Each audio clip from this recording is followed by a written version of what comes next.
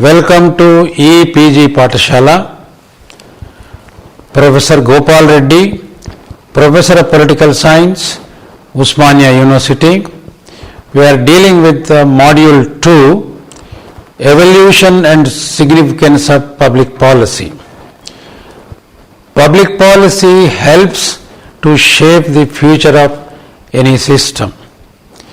It is an important mechanism to shape the system, to move a social system from present to future. Public policy was a part and parcel of the political systems, though it was not studied as a public policy.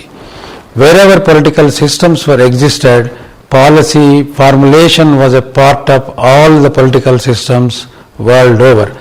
Though it is of recent origin in academic domain, it has become a necessary for the academic institutions to make it as a part and parcel of the curriculum of all the universities of the globe. In India, it has become a part and parcel of the university curriculum, especially after 1950s. Various universities have taken up the public policy as a course curriculum at university level. The growth of public policy as a discipline is of recent origin.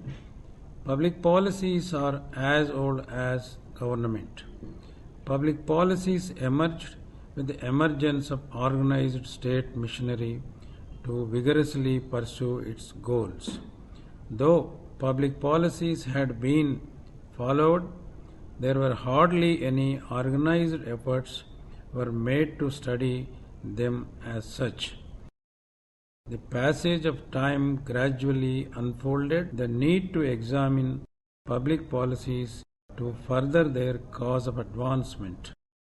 Of late, attempts are being made to study public policies scientifically and systematically to improve the policy process. Evolution of public policy as a discipline.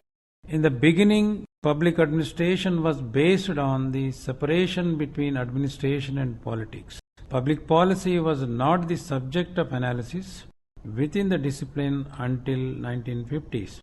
The study of public policy making and related matters were left to the political scientist. As a consequence of the disassociation between administration and politics, there was a search for reliable, comprehensive principles for administration of all kinds of organizations, regardless of their public or private nature. According to Henry, the weakening of public aspect of administration strengthened the separation between administration and politics and led to crisis of identity within the discipline in the middle of the last century. In the subsequent decades, the administration and politics dichotomy gave rise to distinct paths of development for the discipline. In the first, there was a strengthening of political sphere and reconciliation between public administration and political science. This agreement resulted in the control losing its identity. Between 1950 and 1970, it practically disappeared as a subfield of political science and began to be seen as an era of interest. Public administration was considered to be synonymous with political science. The second path comprised of the consolidation of the science of administration, including organization and management theory. This was made possible due to links between some of the professors and researchers from the field of study with business schools. On the one hand, contributed to the development of organization theory. On the other, contrary, it resulted in a significant loss of reference to the public component of public administration. For instance, Simon proposed social psychology as one of the fundamental pillars of public administration and related the public policy to the study of decision-making process. One of the pioneering political scientists in the study of public policy was Harold Laswell. The public administration course created at Harvard in the year 1936 included public policies on its curriculum. At this point of time, its incorporation into the curriculum did not result in taking the central position that it would assume at the later date. McCamey and Appleby sought to promote the overcoming of administration and politics dichotomy by making use of different approaches. Since the middle of the last century onwards, the study of public policies was incorporated into public administration, at first via the path close to political science. McCamey gives prominence to the incorporation of public policies as a focus of analysis. He stated that the significance of discipline derived not only from the execution of policy but also participation in its formulation.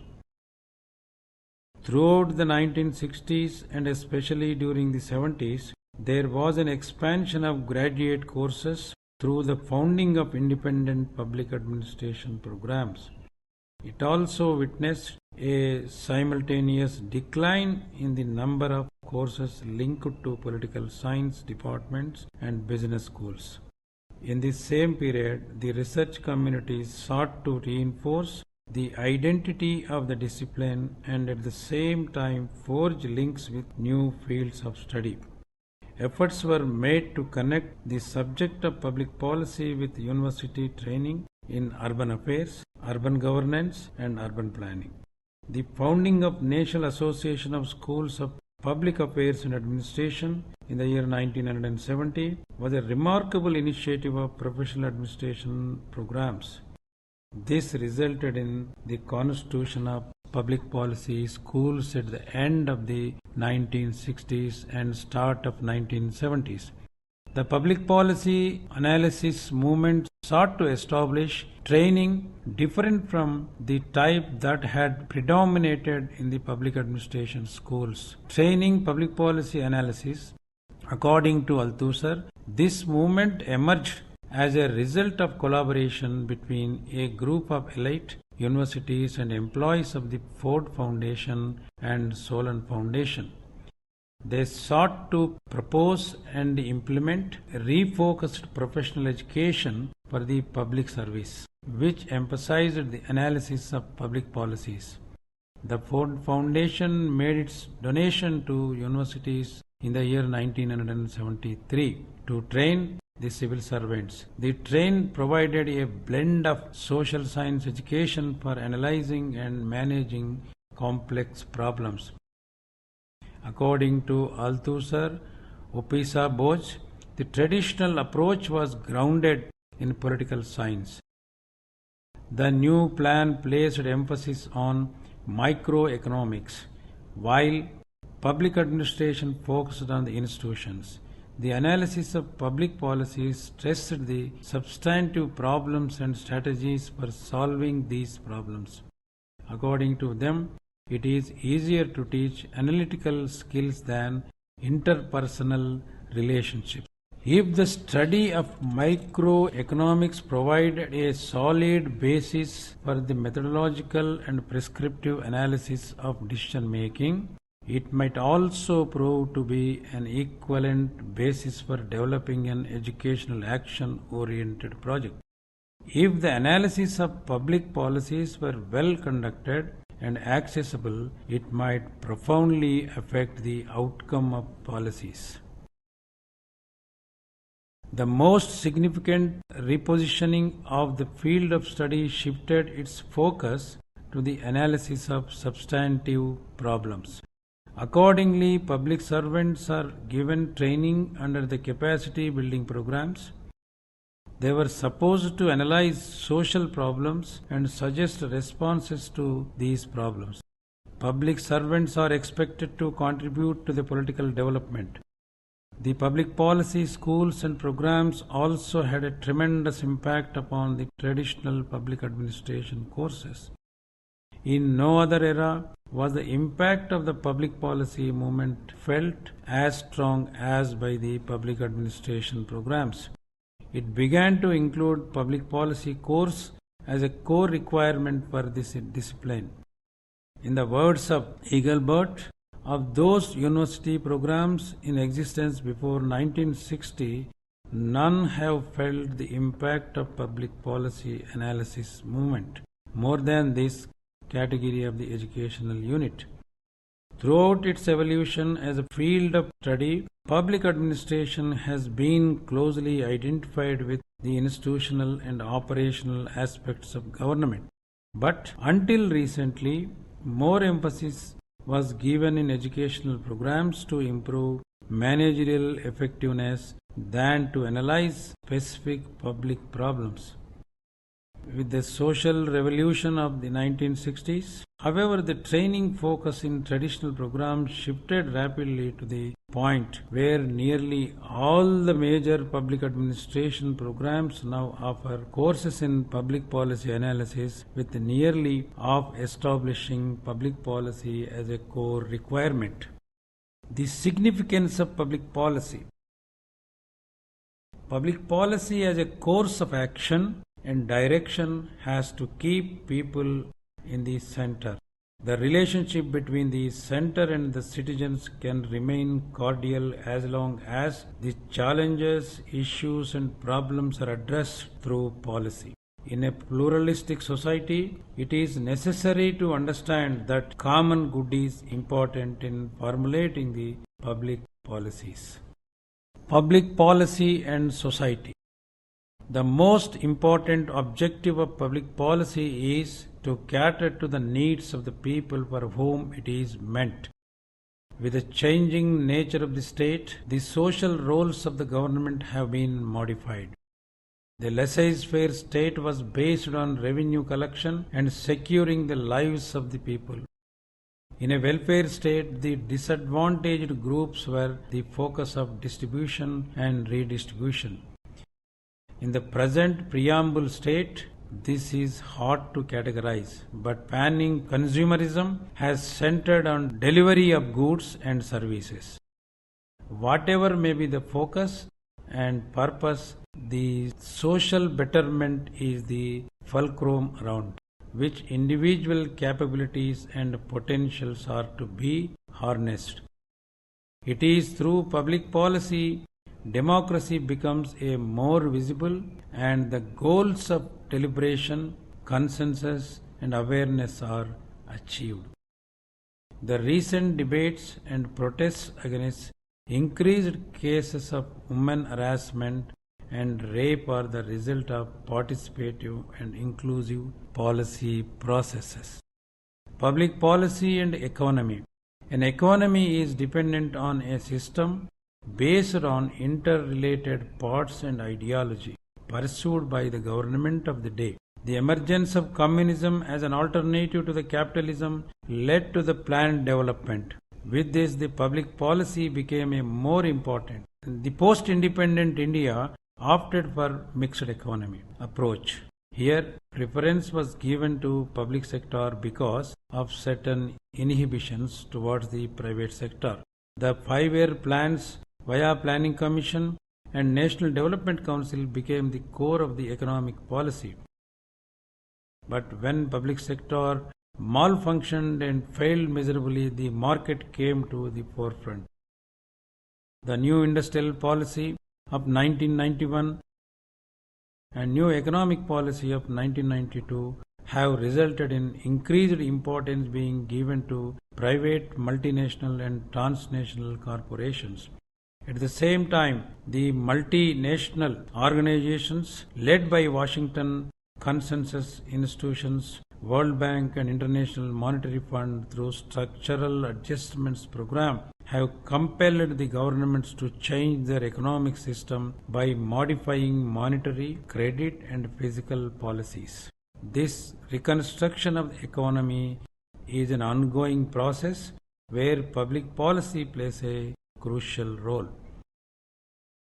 Public policy and polity. The polity is being guided by certain values, which require capacity building. This is being provided by policy options. It requires extensive knowledge and experience for a politician to search and identify those values which will please and appease their constituents. While doing so, they take the assistance of civil servants, policy experts from markets and international organizations. These helps in better legislation and monitoring of laws and holding the implementing agencies accountable. Meanwhile, political scientists assist in providing the sound knowledge of conditions in which appropriate policies can be formulated with consensus building. Public policy in India. The discipline of public policy emerged as a branch of public administration, which in turn evolved as a paper in political science in the mid-20s and early 30s. The Indian universities like University of Lucknow, University of Madras, University of Sagar, University of Nagpur, which took the initiative, wanted to focus on the application of different aspects of administration, including public policy. In the 1950s, the government of United States of America tried to promote policy sciences through the study of public administration.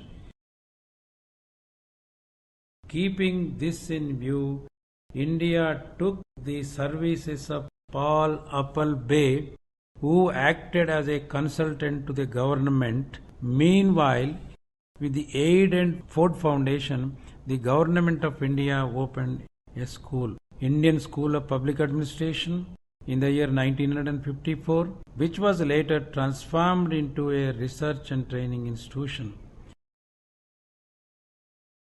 Through this organization, education of public policy, both on fundamental and applied aspects, began along with public administration. The success of such an organization led to the simultaneous state-level institutions where public policy and public administration were being taught as a part of training of civil servants. There occurred a shift in the area of public policy studies with the emergence of more and more courses in Indian universities catering of public administration and setting up of interdisciplinary organizations like Center for Policy Research and Center for Study of Developing Societies. At the same time, there arose a need for setting up of specialized centers for specific areas of specialization, which resulted in the establishment of National Institute for Rural Development, National Institute of Urban Affairs, and National Institute of Public Finance and Policy. Recently, a separate course on public policy are being run and promoted by both governmental and private academic institutions. In the post-independence period, the Government of India focused on policy research to evaluate the implementation of public policies. For instance, the then Planning Commission, now Niti Aayog, undertook evaluation studies as demands for independent assessment group. Early in the era of planning, the Indian Statistical Institute was founded in Calcutta by P.C. Mahalanobis. The ISI was the principal catalyst for India strategy for development during the second and third five-year plans. Subsequently, it became a hub of economic analysis. The decade of 1956 to 1965 saw the establishment of many institutions in India. The prominent among these were the National Council of Educational Research and Training and the Indian Institute of Public Administration. Both were established in the year 1954. The National Council of Applied Economic Research in the year 1956 the National Institute of Educational Planning and Administration, now a deemed university. The National Institute of Family Planning and Health, now a Family Welfare and Health. The Institute of Manpower Research, the National Labour Institute and Institute of Economic Growth, and Center for Study of Developing Societies in the year 1962.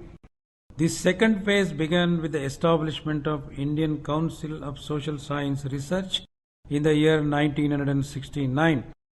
It was an attempt to establish a policy research institution outside traditional universities. The ICSSR funds 27 research institutes across India. It was expected to fill the gap when they declared a planned holiday. The 1980s saw a shift towards a greater globalization in Indian microeconomic policies as well as in the use of foreign funding. The period replaced less state funding for research and increased donor and private domestic funding. For example, Indian Council for Research on International Economic Relations, the Research and Information Systems, the Indira Gandhi Institute of Development Research, and earlier the Center for Policy Research. The third phase can be identified as a period wherein civil society organizations and privately supported institutions emerged as a policy advocacy groups. They played the crucial role in the democracy. They provided opportunities to pursue non-academic social sciences and multidisciplinary research. Indian Institute of Population Studies 1956, Indian Institute of Rural Development 1958, Indian Institute of Foreign Trade 1963, the Institute of Defence Studies and Analysis 1965, Tata Energy and Resources Institute 1974, now the Energy and Resource Institute, TERAI, National Institute of Urban Affairs 1976, the Center for Science and Environment as well as the Center for Women's Development Studies 1980, the Society for Participatory Research in Asia 1982. Though the public policy has become part and parcel of the curriculum of recent origin, it is highly significant one for any country. There is a need to improve policy process into a public policy. There is an urgency for improvement of public policy at global and in national level in the curriculum of the academia. Public policy has become an important part of academic circles in recent days. It has to be further improved so that it plays an important role, because the survival of any political system depends on the outcomes of public policies. So more and more research on public policy aspects, more content on academia in university system gives an important, giving importance to the public policy plays an important role for the policy making process of the political systems.